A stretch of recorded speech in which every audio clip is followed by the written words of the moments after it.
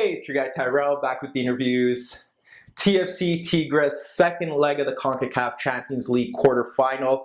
TFC won the first leg at BMO Field 2-1. Would they be able to replicate that performance in Mexico? Would TFC be able to handle the hostile environment at Tigres? And what about Tigres? What would they change? How would they be able to fit Valencia, Vargas, and Gignac in the same starting XI? Don't worry, here at the interviews, we've got you covered. So on this edition of the interviews, I'm going to break down TFC against Tigres.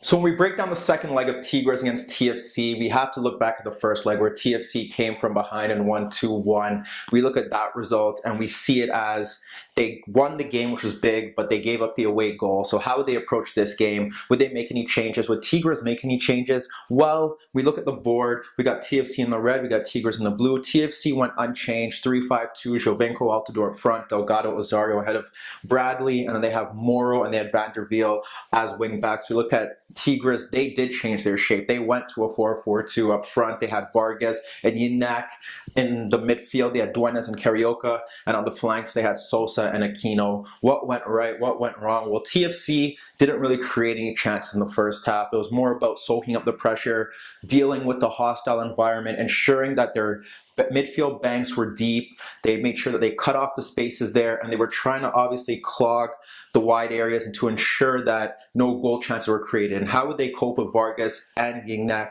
When we look at it, we have to see what TFC did, where they struggled first, and that was out wide. We look at the first half. The only real chance that TFC had was when Giovinco broke into the left channel, got on the ball, saw Altidore coming back, but the cross didn't make it to Altidore. Obviously, we saw Altidore do the same thing. That didn't work out. So they were both looking to kind of drift off into those channels. But what TFC did very well was that they dropped in a bit deeper. They soaked up the pressure. They have two midfielders in Delgado and Osorio, and although I don't think Osorio does enough, and he did do something very good in this game offensively, but although I don't think he does enough around the box, from a defensive aspect, him and Delgado are superb in terms of how they're disciplined and the way they press. And they press Carioca, they press Duenas, and they ensure that they never really got time on the ball. They closed them down well. They were forced to push out wide at times. We did see Duenas kind of move into these areas here, and Delgado was forced to go there. But obviously, they would want to be able to help a bit deeper and help out the wide players, and they did do that on occasion, but they did their job to a T. And the big issue that Tigres had when you look at it was the fact that there was no real link. We'll get to that in this shape, and then they did change shape later on. We'll get to that. But you look at it, when we look at TFC and how they played against Columbus and where they faced Federico Higuain and he varied his movement,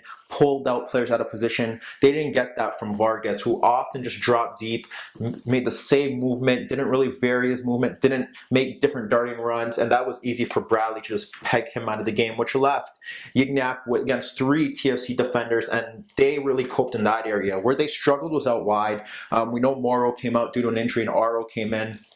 But they had Aquino constantly running at Vanderveer, delivering crosses, and they were very fortunate that several of his crosses were overhit and very poor. There was one time where even Delgado shifted over and he cut in and he fired a shot over the net, but they didn't really get anything from that aspect. He was their main danger point. They constantly switched play to Aquino. They were hoping that he could run at Vanderveer and get the better out of him, but nothing really stemmed from that. A few wayward crosses. They did have a time where they did combine with Sosa. Sosa combined down the flanks with Vargas, and the cross was played into the 6-yard box. Nothing came from that. It evaded Gignac. He couldn't get onto it. And when you look at their best chances, and when you look at what Tigres really did, you have to say that their best chances came when they were more direct. You look at the time when Gignac spun into the left channel, took on Zavaleta, got past him with ease, and then he pulled the ball back for Sosa, but Mavinga cleared it off the line. Mavinga was exceptional throughout the game, just like he was in the first leg, making key tackles throughout before he went off injured. He was the key man there again from a defensive aspect for TFC. So that's where Gignac got a chance. And then another hopeful ball in the first half where he just runs with more and more hesitates, and there's obviously a miscommunication between him and Bono, and it sends Gignac free, but Bono makes the save. They get lucky there, they get away with it. But apart from that, in the first half, TFC really did well in terms of just ensuring that Tigres couldn't get control of the midfield. They got a bit lucky that Aquino's his deliveries were wasteful. He did get one more opportunity where he cut in from the left and then pulled it back for Duenas, and he fired a shot over the net. But Bono was barely troubled apart from that one big, which vital block from Mavinga. So what happened in the second half was that they changed their formation. They went to a 3-4-2-1, and what happened there was that Acosta came off, Dam came on, and what they did was they looked more like this. We got to pick the TFC guys forward a bit deeper because they did get deeper throughout the second half. But this is what it looked like. They had Dam coming down from the right.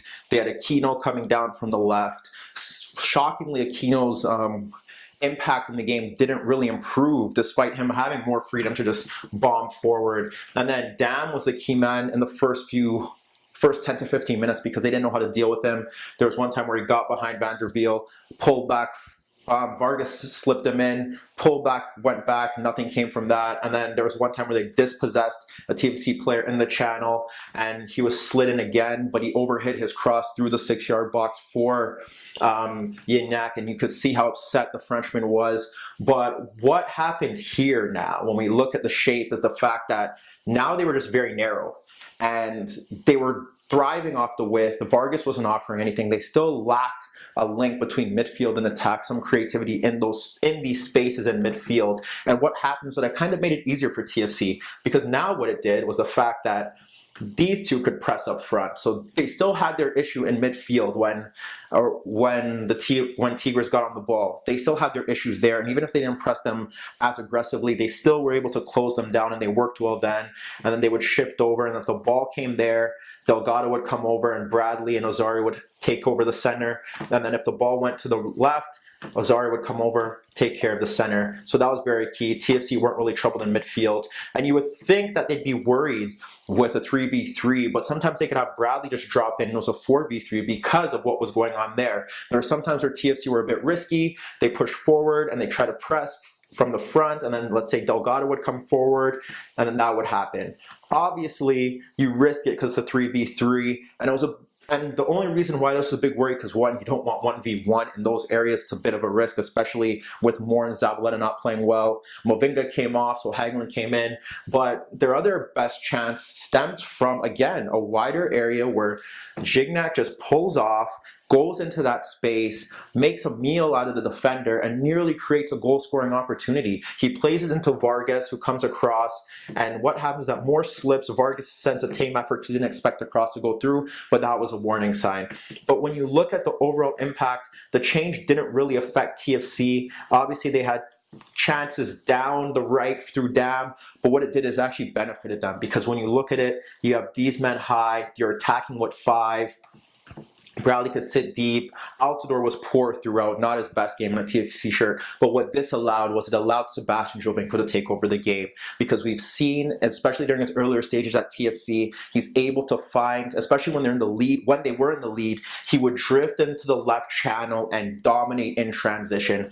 And that's what he was doing. The game ran through Giovinco. When he got on the ball, if he wasn't winning a foul, he was driving at goal. And what happens is that when you push the wing back so high and there's space in transition, Giovinco is probably the best transitional player in CONCACAF.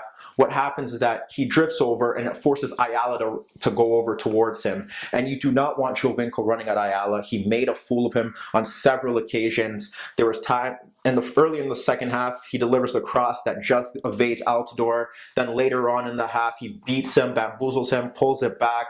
Altidore tries to get onto it. I think the shot was blocked. They just cleared it. But when you look at it, Giovinco was winning fouls in key areas, and both goals stemmed from it. He's drifted out to the left in one play. He combined with Osorio, then made the run in behind, got onto it, pulled it back. Kirioka guided into his own net, and they take the lead there. And then after Tigres ties up the game, you look at just a quick free kick, just the awareness that right after they make the change, Zelarayam comes on. What happens is they play the quick free kick. Tigres don't want players running at him. There's basically 4 players running at Giovinco, earns the free kick, scores a superb free kick to put TFC up 2-1. And again, the second half was just all about that. He constantly made those runs into the spaces in the left channel. He won free kicks. He dominated the game every time. He dominated and dictated the tempo of the game every time he was on the ball, and that was key. Obviously, there was a late Tigres resurgence. You look at it, and it just comes down to defensive mistakes, defensive errors, a corner kick at the near post.